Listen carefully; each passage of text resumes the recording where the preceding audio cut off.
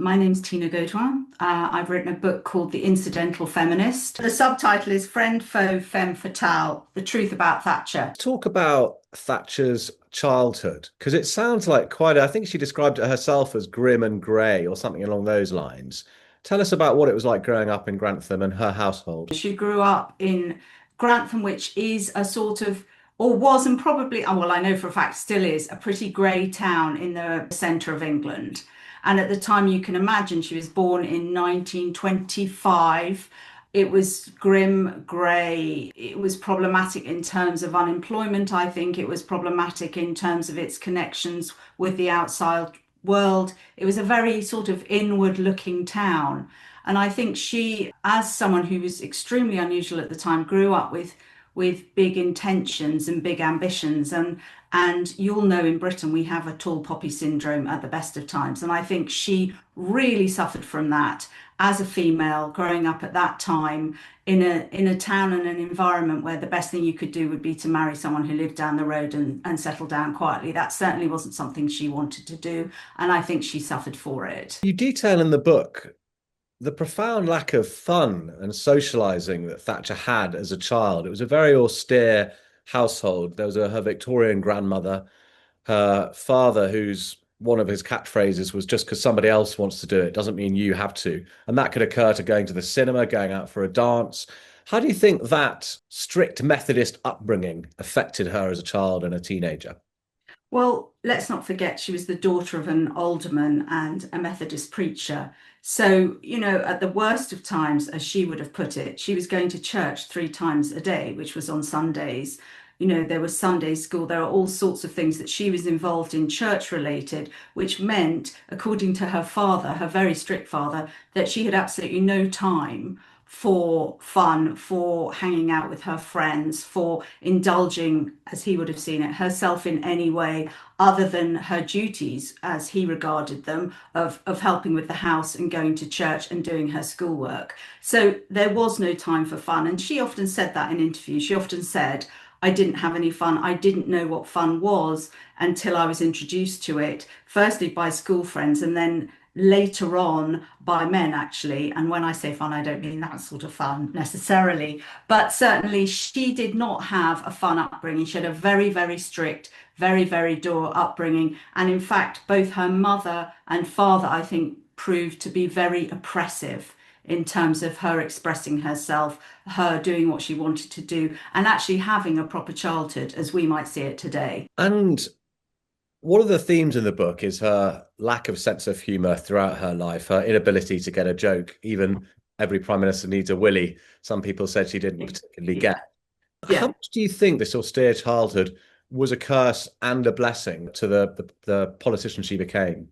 Well, I say rather controversially in my book that I think she was neurodiverse, and I think the signs of that were very clear very, very early on. So, for example, she found it very hard to make friends. We've just talked about her not having any fun, and in fact, she didn't have many friends, or actually, I think technically any real friends, any close girlfriends, even from an early age. And I think part of that is a manifestation of possibly light autism in terms of being unable to relate to other people, empathize with other people, other children, and effectively get the joke. And she says in her own biography, I never understood jokes. People had to explain them to me. And even when they explained them to me, I didn't understand it. So obviously in the playground, that would have been a real problem for her because she didn't, in truth, I think, know what the other kids were talking about or what they were laughing about. She was very much a loner in that sense. And I think the other kids picked up on this too. She had a very lonely childhood, even at school. And there are hints and allegations about her father's behaviour to shop girls in the book. I am reporting this from what I've read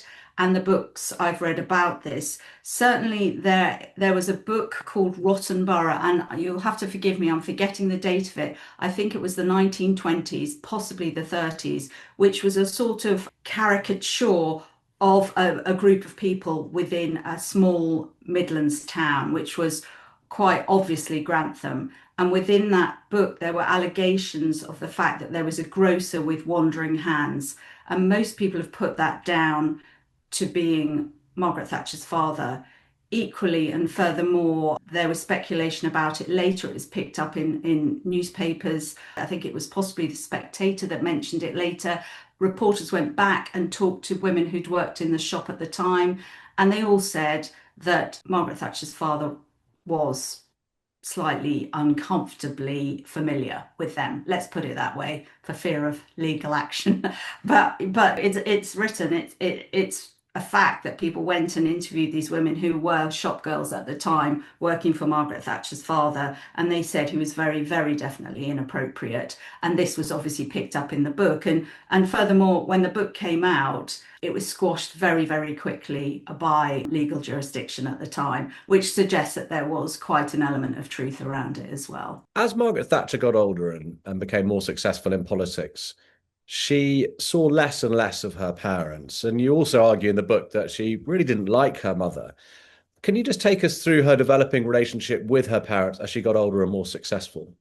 Sure. I mean, one of the things I say in the book is that happiness was Grantham in Denis's sports car rear view mirror. Because I think really that her whole life was motivated by leaving Grantham, the idea of moving away from what her parents stood for and what they did.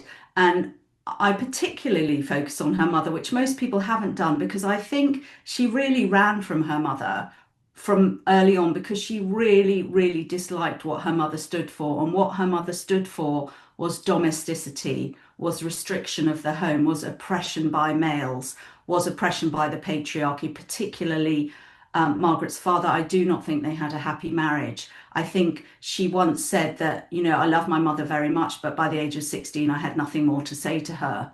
And I think if you take that into the bigger picture, you can see that her entire life was a fight against these domestic restrictions, if you like, and expectations of women at that time. And actually, even at the time that she came into politics, that she became leader of the Conservative Party and then became PM, the expectations of women at that time were very, very restrictive. So I think her whole life she rejected what her mother stood for. And how did she get on at Oxford University? So she turns up there. She has never really had fun. She's always been a bit of a loner. How does she flourish when she gets to Oxford? Well, I talk about this a lot in the book because I think it's really interesting that what we don't think of as women today as much is the fact that Oxford had only very recently taken women. And I can't remember the number of undergraduates, but I think it was very, very small at that time. And I think there were 40% of women undergraduates and 60% of men, but that was only because of the war. So she, in a way, and that generation lucked out in the sense that they, first of all, got to go to Oxford in the first place because men had gone off to war. And secondly, when she got there, she was in a women's college. So it was very, very focused on the idea of left-wing liberal feminism. So she came into an environment that was essentially left-wing in terms of women at the college. And I think the college was very, very much split into three different sorts of women. There were the upper class, liberal, elite females. At the bottom, there were the scholarship girls. And in the middle, there were sort of the girls who didn't quite fit. And I think Margaret Thatcher fitted into that spectrum, really, because at the time there was also no understood methodology around women studying, really, at that level. So it was very much an intense environment. And in that environment, I think Margaret felt very left out, as she had done at school, and very uncomfortable within the milieu. And certainly, as she began to mark herself out as a conservative, she was almost rejected by the head of college, other tutors, other girls, because they thought it was deeply unfashionable, given the left-wing liberal ethos in the college, to actually be a right-wing conservative. So she hadn't fit at school, and she certainly didn't fit at university either. So we're in the 40s and she's at Oxford. And I suppose we're in between the suffragette movement from the 1910s, 1920s, and the feminism movement that would arise in the 60s. What's the kind of background to how women are feeling about their place in the country or in society at this time? Well, let's just talk about the fact that she went to Oxford, I think it was between 1943 and 1947 when she came down. And in that particular time, obviously, men came back from the war, and there began to be this sort of battle between the sexes about would women go back into their original roles? Would they emerge from this in different roles, in leadership roles? Because men were coming back from the war, they were taking their jobs back, and women were conflicted about where they fit in. So that's number one. Number two is the fact that for Margaret Thatcher and women of her era, they will have seen that feminism had achieved its goals. And so for Margaret and her counterparts, including people like Shirley Williams and Barbara Castle, they've both talked about this, was the fact that women had achieved the vote, and that was what first wave feminism was regarded as. It was regarded as the mission for first wave feminism. So these women, particularly Margaret Thatcher, grew up thinking, well, feminism has achieved its aims. And as you say, in the 60s, we have this sort of second wave of feminism initiated probably by the pill and things like that, the women's rights movement again. And I think these women actually felt that that was irrelevant to them. They didn't understand it. They weren't educated in it. And in fact, at that point, they were all on their way in political careers. So they felt very much that feminism wasn't really relevant to them at all. And you also talk about the disappointment that a lot of women felt that the answer to feminism in the 50s and 60s was that simply women can do both.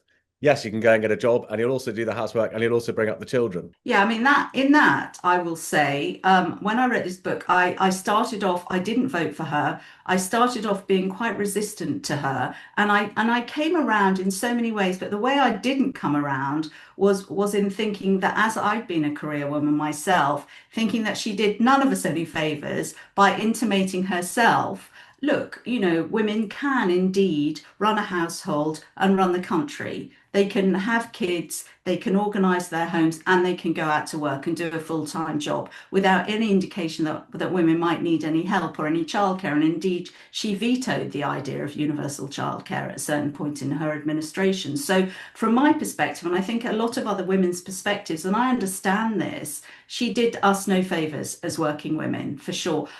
On the other hand, she defined what it looks like to be a woman in power. And for that alone, I think every working woman owes her a great debt. So let's talk about her marriage to Denis then. You talk at length in the book about her various relationships before she decided to marry Denis. And it's really interesting. You mentioned they're pragmatic, and that's certainly borne out by your book. So, for example, he says she's quite attractive, but a bit overweight. She says that he's not particularly attractive. And she had very much, by the looks of it, fancied the men that she'd been with before. So to what extent was it not necessarily a marriage of convenience, but a marriage that wasn't a traditional romantic marriage in the sense that we would normally recognize? Well, I think it's true to say that she was not necessarily in love with Denis when she married him, or in whatever love means. But I think that at that point, she was actually in love with someone else who was a superintendent of a local hospital that she'd met earlier. But he was much older than her. Her father was not keen on him. He seemed to be falling out of love with her. And I think she made a decision at that point when Denis asked her to marry him. As Charles Moore said to me, look, no one else was offering to put a ring on her finger.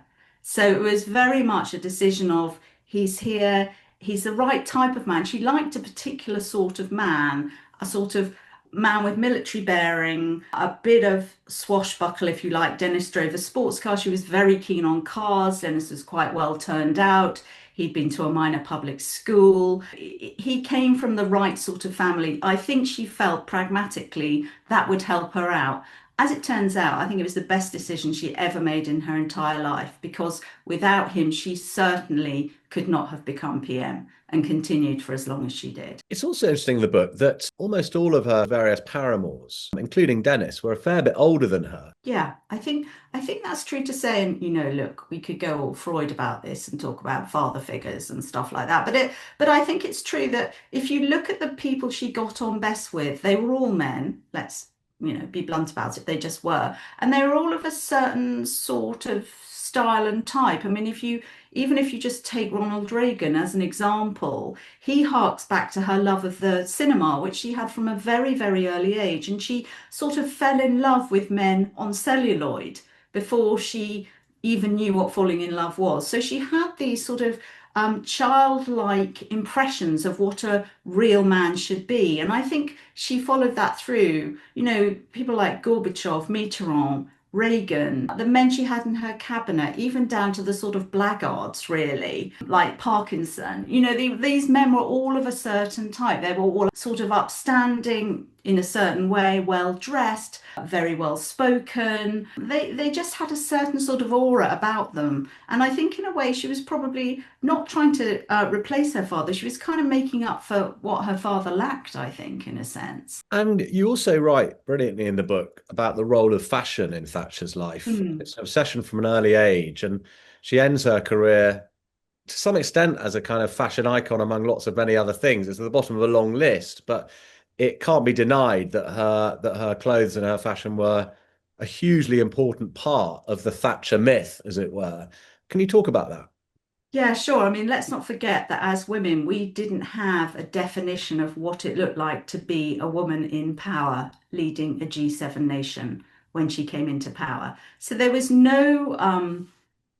certainly no stereotype, but there was no definition of what a woman should wear. We knew what men wore, they wore suits. But what did a woman in power wear? How did she look? How did she conduct herself within an all-male environment, which she almost always was in?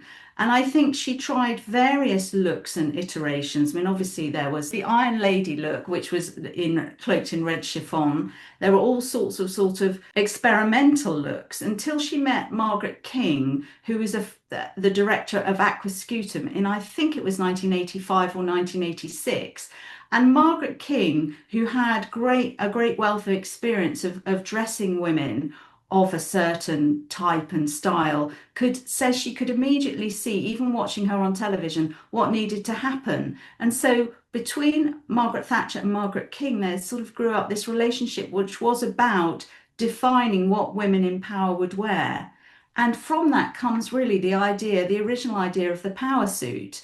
Because what Margaret King did was she took a male suit and she made a long skirt to go with it. And then she cut the jacket lower. She cut the blouses longer so they fit into the skirt so that when Margaret Thatcher stood up and sat down, nothing would come untucked or become ruffled, which is exactly the same as a Savile Row suit does. You know, it holds you in place. So the items of clothing which she wore, which were mainly suits and blouses, we know the sort of famous pussy bow feminine blouse, they were all about competing with men, but on a level of women, really. It was all about feminizing male fashion, if you like, and fitting in, but not sort of standing out too much, really. So between the two of them, Margaret King and Margaret Thatcher, they created this idea of what it looks like and how one should dress to be a woman in power. And then, of course, you could take that all the way forward to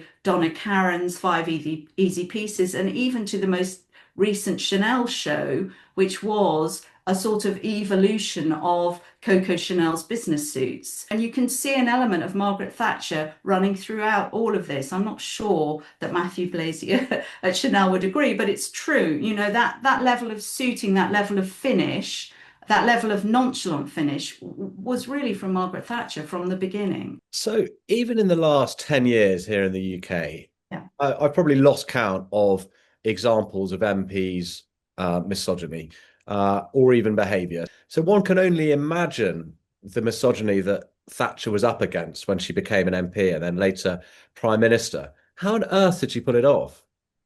I think, and I'm going to hark back here to me saying she was neurodiverse, because I think a lot of the stuff didn't make sense to her. I think she thought it was irrelevant and she knew really that she had to keep her head down. I'm not a neurodiversity expert, by the way, but I've interviewed a lot of people who are. And one of the things that they say is that people who are neurodiverse tend not to feel hurt in the same way and they don't pick up on the same inferences. So I think that will have been very beneficial to her because, for example, one woman I talked to said that a trope at the time was this saying, which Margaret Thatcher will have heard a million times, which was the only place for a woman in Parliament is flat on her back with her legs open. I mean, that's just one of so many insults that people told me about. And I think even if you go back to the milk snatcher time, when she was on university campuses and there were demonstrations around her, one of the things that was always repeated was, get your fucking knickers off. I mean, as a woman at that point in time, how damaging would that have been for a woman who really felt it? But she was so determined, I think. She didn't pick up on this stuff. She didn't let it bother her. It's not that she wasn't bothered by things, because I think we could see that particularly during the Falklands, when she cried every time, she heard that soldiers had died during the Falklands. But I think generally speaking, she'd made a decision, A, that she wasn't going to listen to it, and B, it didn't permeate like it may have permeated the skins of lots of other women, to be honest. Yeah, and there's another phrase you mentioned in the book that was kind of common at that time in respect of her, which was ditch the bitch. I mean, I think that objectification of women ran before she came into power. Obviously, with the suffragettes, we saw that with the suffragettes, and we see it today with Diane Abbott and all sorts of other women. I mean, the ding dong between Liz Truss and Kemi Badenoch at the moment. I mean, the idea of objectifying these women as they're involved in a cat fight rather than there being serious political operatives is so common, and it's perpetuated today. I mean, it's incredibly depressing actually, and I found this when I was in the archives, the Thatcher archives, and doing all of my research, just how much the patriarchy are still oppressing women and objectifying women within the sphere of politics today. I mean, generally within the sphere of a global sphere, but with politics in particular, I think we've seen that. It's still striking that the Labour Party have not had a female leader. You talk at length in the book about why this might be. Yeah, if I can just read you a quote, which I think is the most important quote around that issue, which is from Julie Burchill, who's fantastic, a fantastic resource for me for this book. She said, "Why is Labour the only British political party which has never had a female leader? Anyone who says you have to be left wing to be a feminist needs to be able to answer this very simple question." And I think that's so true. I think what we see is Labour is still so yoked to the patriarchy, whether that is because of the unions, whether that is because of the structure. I just don't know, but it is extraordinary to me and often you'll find that women who have been senior in Labour politics are absolutely venal about Margaret Thatcher, but yet they are unable to answer this question as to why Labour hasn't had a female leader. In fact, I think Harriet Harman gave an interview to a magazine apologising at first, saying, yes, I'm really sorry about this. We don't really know why it is, but it has to change. I mean, that's not good enough, is it?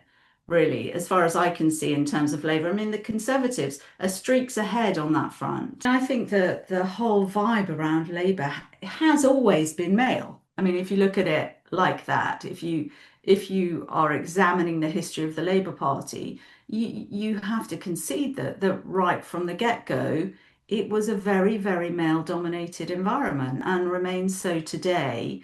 And I think that is one of the things that Margaret Thatcher really took exception to. You can see that in her exchanges with Neil Kinnock, for example.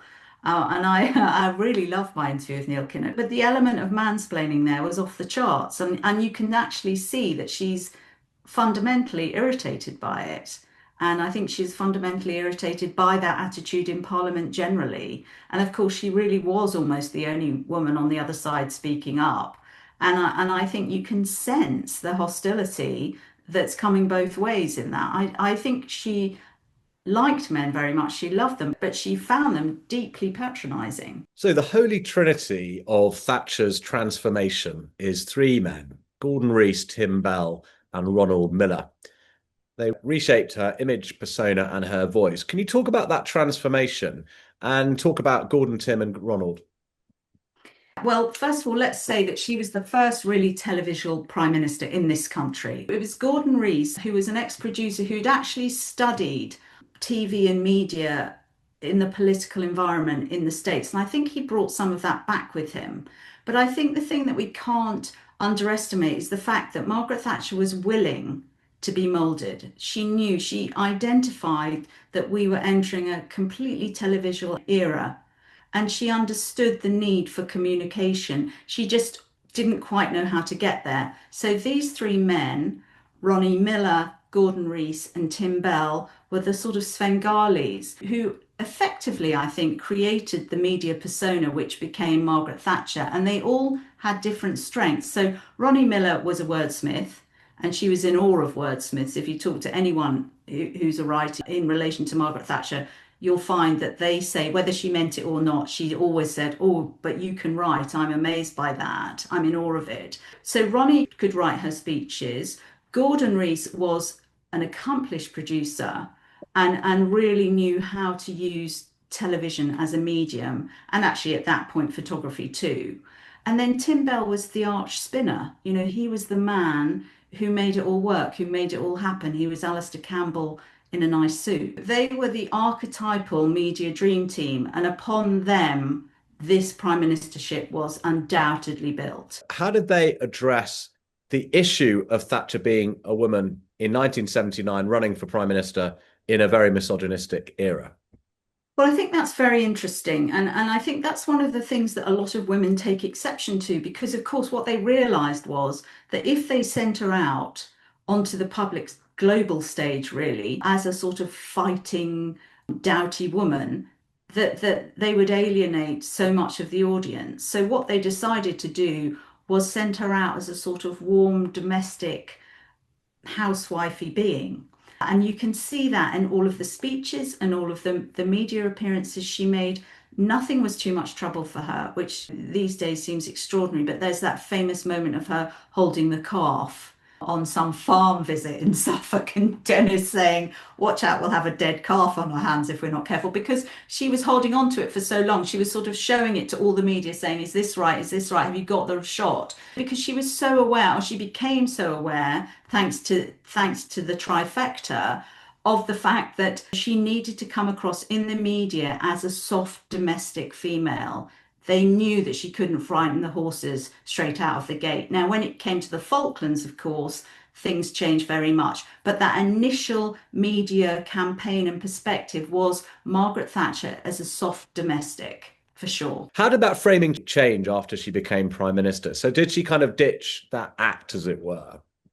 I don't think she did ditch the act of the domestic female in her first iteration. If there hadn't been the Falklands War, I think she would have been a one-term PM. I think it was the Falklands that changed everything for her, because up until then she was struggling, and there are a lot of people on record saying, "Oh, she's actually not very good at this. You know, we got her into power, but now what are we going to do? She's actually not very good. She's not very good in the House. She's not very good at speaking. She's awkward. She's all those things. She's a woman." You know, there was a lot of sort of conflict and negativity around her in those first sort of couple of years, for sure. And, you know, she had a lot of trouble with the cabinet that she inherited. It wasn't until the Falklands War, I think, where things changed, where she actually got her own cabinet in place, where she started to make strides, and the public and actually her backbenchers really swung behind her. So I think the Falklands, in a sense, I think a lot of people I interviewed, particularly military people, said to me, "Well, look, the actual benefit of her being a woman during the Falklands War is underestimated, because, of course, she hadn't served in the Second World War, as so many of her cabinet had, and therefore she didn't really understand the risks involved. So actually, she was making decisions based on no experience whatsoever when it came to the Falklands. And the point at which she sent the task force in was the point at which I think she was going to be severely tested, and the point at which her premiership was going to stand or fall. And the fact is that she didn't really know what she was doing. A lot of people said, you know, they asked themselves at the time, the military, "Does she really mean this? Does she really know what she's doing?" And the answer was, yes, she means it. No, she doesn't know what she's doing, but we have to go in now. And at that point, I think, because she'd been so brave, if you like, or ignorant of the consequences one way or the other, public opinion swung in behind her. And I think the government and her backbenchers swung in behind her too. Whereas, you know, before then there had been a lot of sort of detractors. And I think at that point was the point at which everyone said, this has to work. We have to stand behind her. And the victory in the Falklands was what saw her through to her next electoral victory. Why is Thatcher so hated by feminists in the 80s? think why Thatcher is hated by feminists, not just in the 80s, but particularly in the 80s, is because there was a sense that she didn't bring other women with her. Now, arguably at that time, she couldn't bring other women with her because she was so focused on doing the job at hand. But it's certainly true to say that she didn't promote women within her cabinet. She didn't have a particularly benevolent view of women in industry, women who are coming up through the ranks. But it's also true to say, I think, that at that time, it was a difficult time for women in feminism, I think, really, the 80s generally. And I think that second wave feminism had been and gone, and third wave feminism was not yet there. And I think that women were really struggling to find their identity during the 80s. And I think there was a belief that she didn't help women because her strident perspective didn't help women generally. And I think women, feminist women, felt that her attitude to things like Greenham Common, the Falklands, things like that, were detrimental to women in general. So I think that women hated her, or feminists disliked her, let's put it that way, because they felt that what she stood for was not helpful to women generally. And do you think that she was a misogynist? It's a really good question. Do I think that Margaret Thatcher was a misogynist? No, I don't think she was a misogynist. I don't. I think that she had a view that women should be able to make it on their own terms as she had. And I think she couldn't see, and whether this was her lack of empathy, her awareness around women's issues, I really don't know. But she couldn't see why other women couldn't do what she had already done.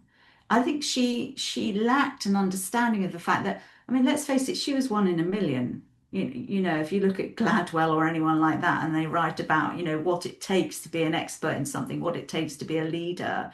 I mean, Margaret Thatcher she was one in many lifetimes of a woman, really, who achieved so much in terms of class and feminism and politics, and all sorts of things. I just think that she was extraordinary, but she couldn't see, because of that, in a way, because of what she was doing. It was such a massive job. She couldn't just see that what other women needed. She was blind to women's needs, I think, and requirements. And she was certainly blind to the fact that other women were struggling to bring up kids and have jobs and have an accepted place in the workplace. And there's a couple of quotes from Thatcher in the book on feminism. So, for example, at one point she says, "I hate feminism, it is poison." And then there's another quote where she says, "The feminists have done absolutely nothing for me. I've had to do it all myself."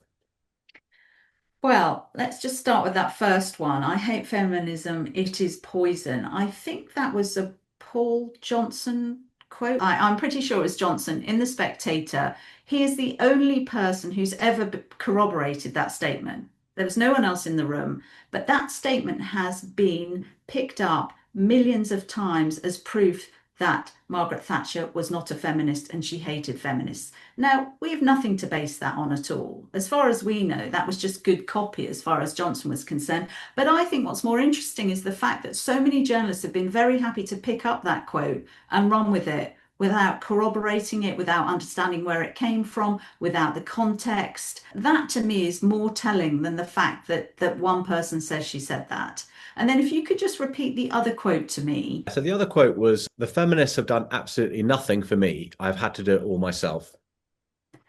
Well, I think there's a true A, that's true.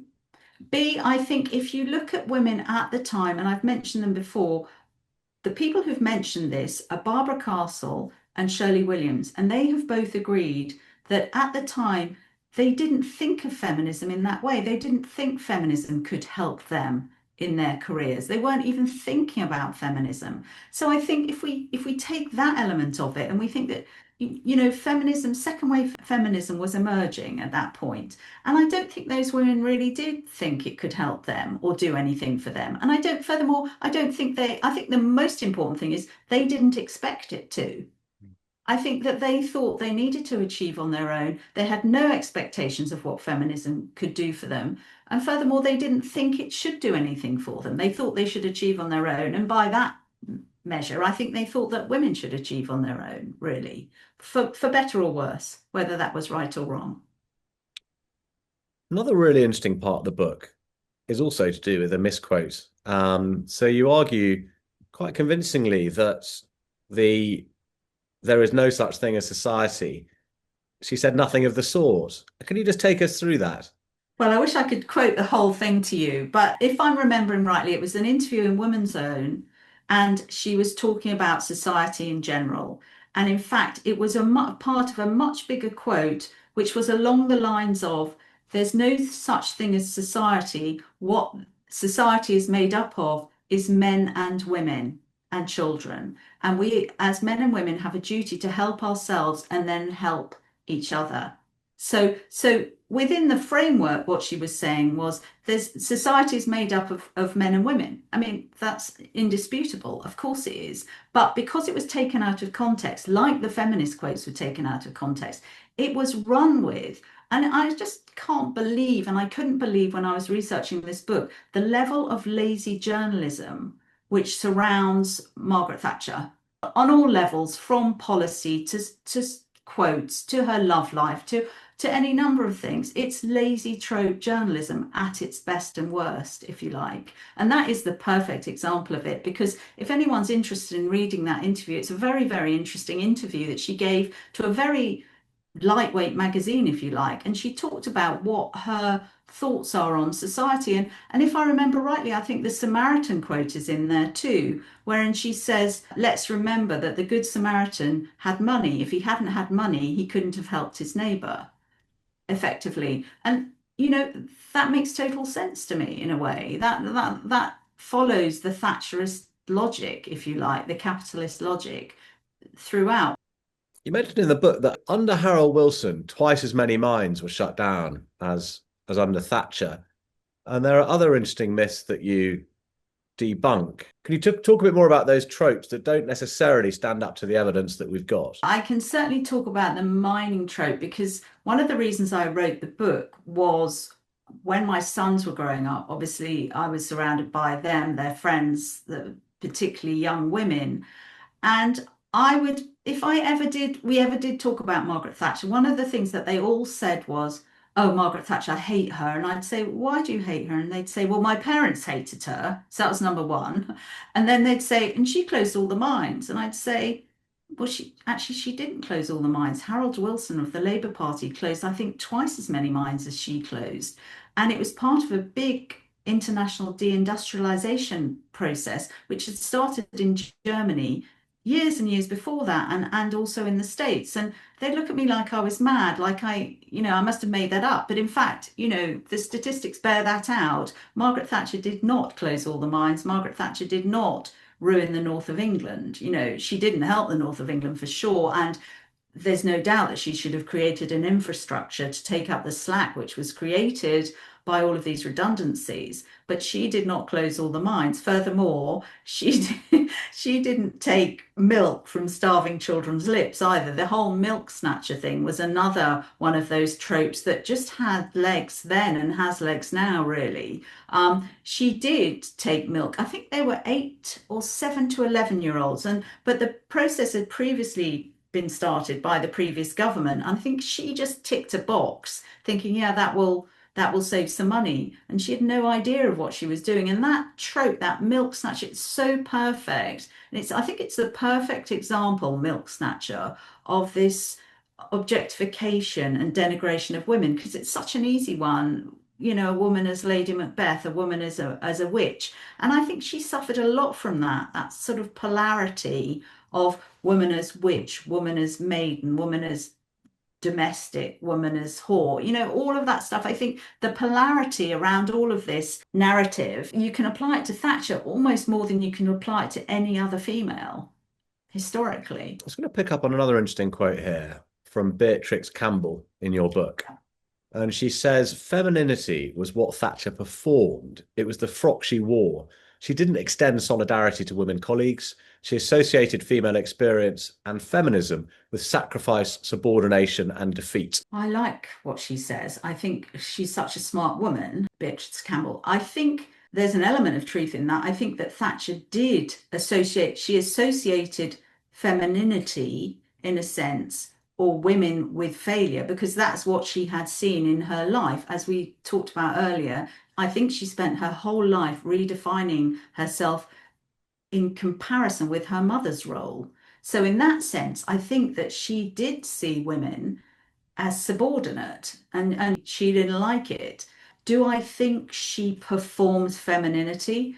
Certainly I do, to our benefit, to the nation's benefit. When you look at her friendships with men like Reagan, with men like Gorbachev, with Mitterrand to a certain extent, they were all based around not only her political views, beliefs, and abilities, also her abilities to get along with these men, these hugely powerful men, to lay a hand on their arm, to flirt when she needed to. Now, you could argue that's not very helpful, but actually that was a fairly powerful political diplomatic tool, which frankly we could do with a bit more of now.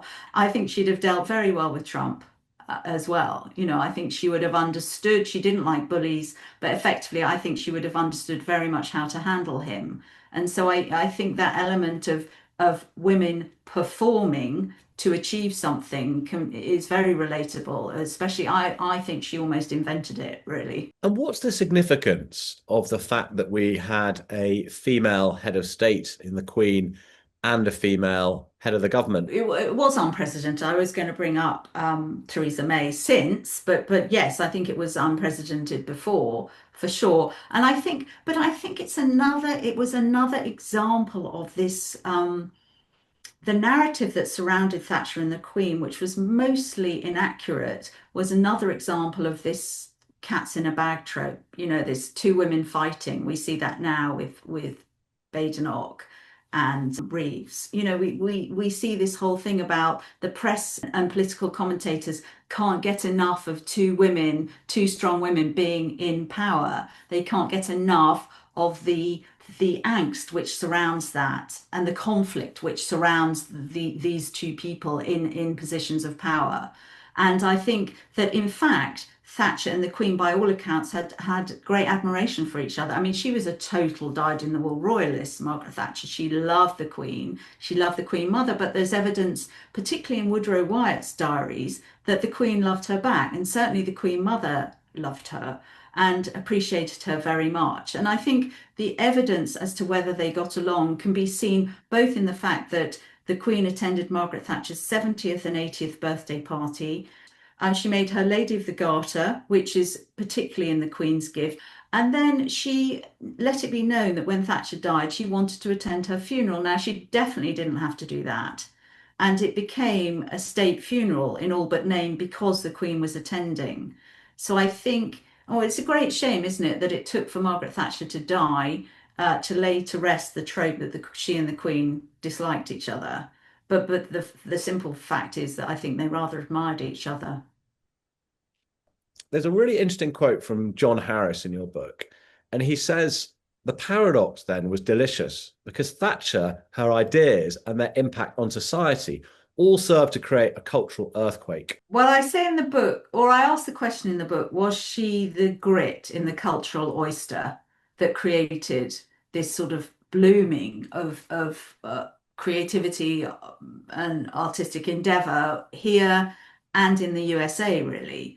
And I think there was an element of that. And if you talk to a lot of creatives from that point in time, they say a number of things. First of all, some of them use the scheme, the enterprise allowance scheme that she actually set up, which meant that if you had, I think it was £1,000 in a business plan, you could set yourself up in business and be funded and helped by the government.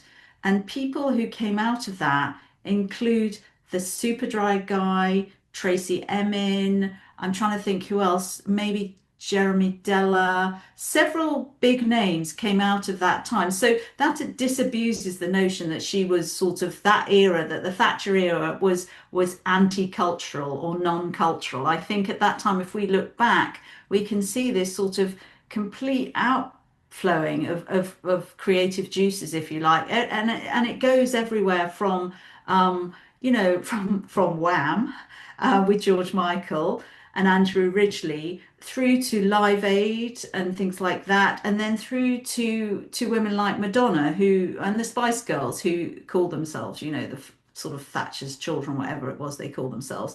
Or they called, no, they called Thatcher the original Spice Girl. That's right. And I think that there was a certain amount of rejection of the sort of norms that Thatcher promulgated, really, or that era Thatcherism promulgated. But also there was a burgeoning of money at that time. Let's not forget, that got behind the arts and creativity and enabled a lot of this creativity, really, at that time. And you know, the idea that Thatcher cut arts funding and stopped any form of creativity is completely wrong. I say in the book that actually, that if you were at junior school, you were studying, and actually senior school, you were studying art until the age of 14.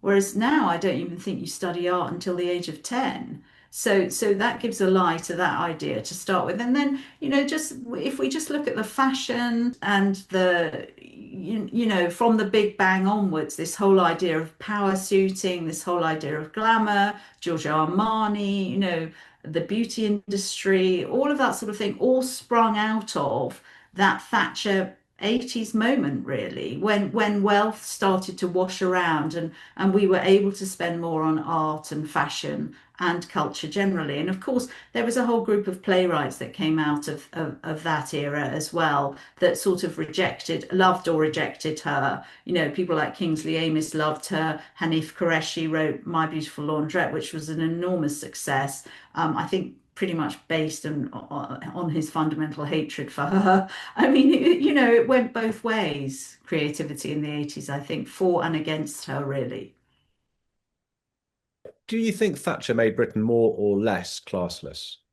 I think she undoubtedly made it less classless. For starters, she was the person who broke the class ceiling. Let's not pretend otherwise. You know, without Margaret Thatcher, we would not have the idea that you could be a grocer's daughter and climb through the ranks and become PM. So that's and mix with the sorts of people she mixed with and go to Oxford and all that sort of stuff. She was really a leader in all of that. And the fact that then we had the legislation around the Big Bang and the idea that she was all about not where you come from, it's what you do with your life that matters. I think she opened the doors for all of that. And you know, you can argue that it's greedy capitalism, or you can argue that it's actually people wanting to do things for themselves. And the idea of the council house sell-off and things like that, where it meant that people and shareholding for the first time, people could really have, you know, their own homes, their own savings, their own sort of share accounts for the first time. And it really meant it was the cult of the individual, but it was a positive cult of the individual, which I think fought classism to a certain extent. To what extent do you think left-wing hatred of Thatcher distorted feminism right up to this day? Yeah, I think the idea that the left wing hated Thatcher and actually to go beyond that most women hated Thatcher was really detrimental to the development of feminism, because what it did was it eliminated the whole idea that Thatcher stood for, which was that women could be as powerful as men. And I think if you destroy the idea that women can be as powerful as men by saying, yeah, but I don't like that woman. But you know, you can only be as powerful as men if you're one sort of woman, if you're a feminist sort of woman, then it destroys the idea that women are equal to men, basically. If you've got to be a certain sort of woman to be in power and a certain sort of woman to be liked, then it's self-defeating for women, generally, I'd say. So I think this negative trope that surrounds Thatcher as a woman is incredibly detrimental to feminism, actually. And you mentioned in the book that there's a suggestion she may have had one or even two affairs. Can you talk about that? Yeah, well, this, let me first say that as a biographer, it's a very, very difficult decision to make, although I think it shouldn't be, about whether when you discover something like the potential for an affair in a very high profile person that you're writing about, you begin to think twice about whether you should include it in the book, because you know that there's a potential for that element to overshadow the rest of the book. So I thought long and hard about whether, once I discovered this, I thought long and hard about whether to put it in, because indeed it has done exactly what I feared, and it has taken up a lot of oxygen around the publicity for the book. So that's number one. And that's just a discussion really about what happens when you're a biographer and you discover some stuff that you think you have to put in because it's your job as a biographer, but you kind of know which way it's going to go, and you know it's not necessarily going to be that helpful. So what happened was when I started telling people I was writing the book about Margaret Thatcher, people started alluding, and when I say people, I mean people who'd been very high up at the time, either in business or politics. They started saying to me on the quiet, you know, you should look into these rumors that she'd had an affair. And the voices around this became so loud and insistent that I thought, I doubt it, but okay, I'll have a look. And indeed, it did turn out to seem that she probably had an affair. So that is actually what I reported in the book. Um, I named someone, but it wasn't like he hadn't been named before. His name had been touted by various other journalists previously, but no one had actually come out and actively said it. So yes, I do say that she potentially had an affair. I think, you know, a lot of people think she had two affairs. Um, but I got a corroboration around a name from Jonathan Aitken, who I thought really gave a convincing case for this. And so I mentioned it. But I don't think it reflected in any way about her marriage with Denis. I think they had a great marriage. I think anyone I talked to about them as a couple said that they were rock solid, that he was absolutely her stalwart. You know, he really was her rock throughout. And without him, she really couldn't have achieved what she achieved. Do I think that after she'd left power, he kind of struggled with the idea of having her around all the time at somewhat of a loose end? I think that's true. And I think that is where Denis's friendship from Mandy Rice Davies, which has been very infrequently talked about, came from, really. I think he felt the need to find other female company that wasn't his wife, because his wife was really struggling to come to terms with being someone who no longer, from her perspective, I think, mattered, and whose voice no longer really counted. So I think Denis took refuge. I'm not saying he took refuge in the arms of someone else, but I'm certainly saying he took refuge in the company of someone else when it came to Mandy Rice Davies. Yeah. Thatcher had a very different relationship with her son and with her daughter. So, for example, when she was campaigning, it was her son that would go out campaigning with her. And she said in one interview, "Oh, Carol's brilliant at looking after the home when we're out." Can you talk about the relationship with both of her children and what it tells us about her? I think that one politician has said on record that Margaret Thatcher overdid the parenting for Mark and underdid the parenting for Carol. And I think that pretty much sums up the relationship. I also think that Mark Thatcher's wife, Diane, gave an interview to the Daily Mail, which was very revealing about their marriage, and basically said that Mark would say she's had a little bout of mothering of his mother, even during their marriage, you know, wherein he would go home and Margaret Thatcher would press his shirts and repackage them for him. And he called that little bouts of mothering. And clearly there had been a friendship and a relationship between them that had endured over from his childhood onwards in a way that didn't necessarily endure with Carol. I think that she found it difficult being the mother of a daughter.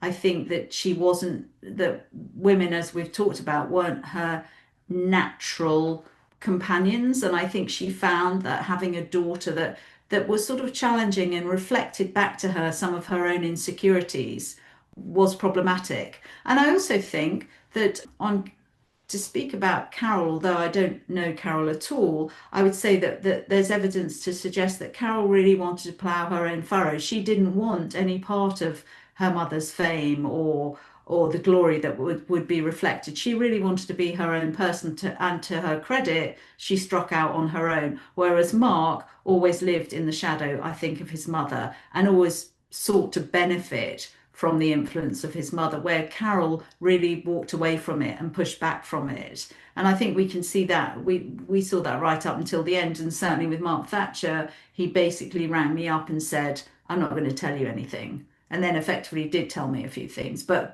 was quite, I mean, as a female biographer, there's always one man who's problematic. And I think we can safely say that Mark Thatcher was problematic in the sense that he rang me and we had a sort of conversation which was slightly a warning conversation about, well, we're not going to tell you anything, and so don't go there really. And he certainly didn't really want to talk about his relationship with his mother at all. But actually, to be fairer to both of them, I would say that a friend of theirs, a mutual friend, said that they felt that they'd had enough of publicity and they couldn't see how any further publicity would benefit them. I think that can be applied to Carol. I'm not so sure it can be applied to Mark because he seemed to be very happy to benefit from his mother throughout her career, actually, right up until the end. And a lot of people said to me that at the end, he had banned her friends from seeing him. I mentioned this in the book. That for various reasons, and I think that was a great shame because I think that various people told me that they would have liked to visit Margaret Thatcher just before the end, but they weren't allowed to. The one person that ignored Mark Thatcher entirely was Charles Pole, who visited her up until the eve of her death and really proved himself to be a great friend to her. Thank you.